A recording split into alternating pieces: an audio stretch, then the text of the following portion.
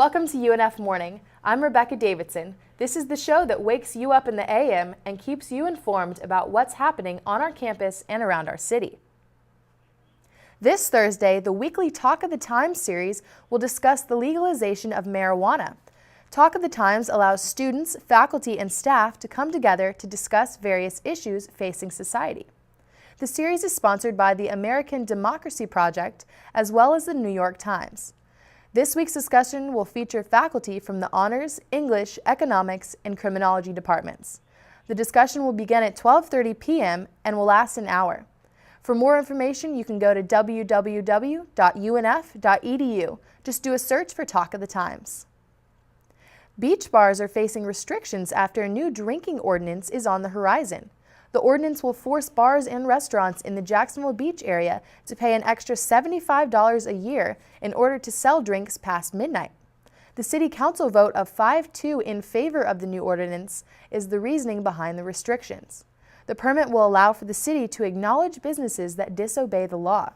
However, the enforcing of the rules has not yet been determined. The City Council claims that it will decide on punishments at the next council meeting. While it may not do much for the beach bars, the beach is definitely a place affected by the weather. That's why UNF Morning keeps you aware of the daily forecast.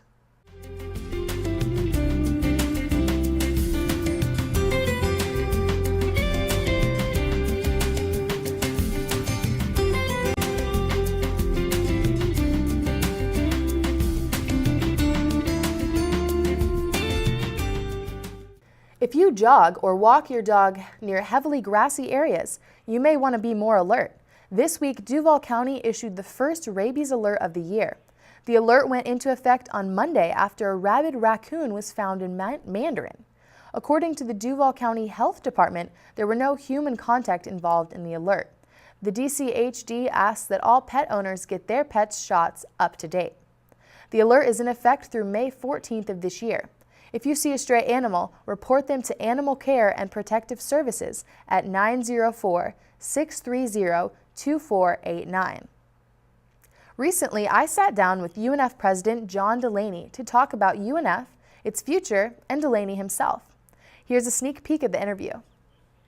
Do you think that there's a standard as far as buildings go? How do you what makes the department choose the priorities? Mm-hmm, right. Yeah.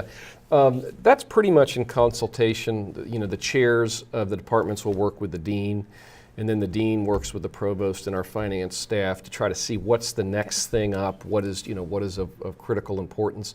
Sometimes the expensive ones get put off because you can do 2 or 3 or 4 smaller ones. Of course, the current construction we've got going right now is a new biology building, which is long overdue, and the labs really needed to be upgraded.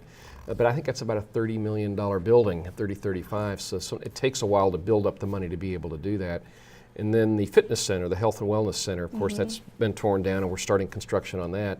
And that's paid largely by the students, by a fee that the students have paid. And so it'll be a great amenity to have. But I have at universities what I described. Our budget has different colors of money. And red money can only be spent on red things, and purple money on purple things, and blue money on blue things. They really restrict it. And so there's always a pot that you have to draw from, and it's never as big as you'd like it to be. But College of Business is one of the next areas that we're going to have to expand, and we've pretty much gone back and renovated most of the buildings since we purchased the AOL building, which is now UNF Hall. But that's one of the next big hot ones a little further down the road.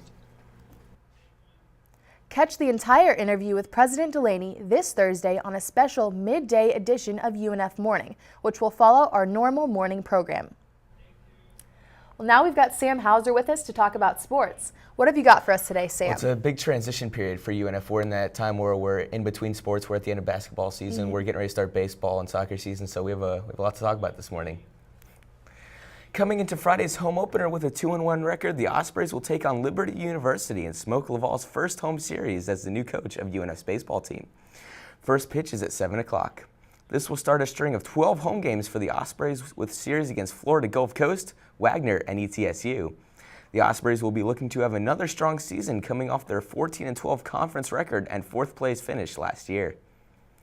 The UNF women's soccer team has announced its spring schedule. The Ospreys defeated the University of Tampa on Saturday and will have 3 more home games this year, with the next one being on Saturday the 26th versus the Citadel.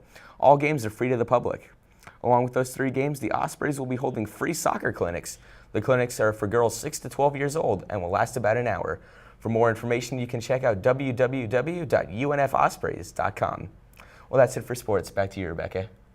Well, thanks for tuning in and have a great day, Jacksonville.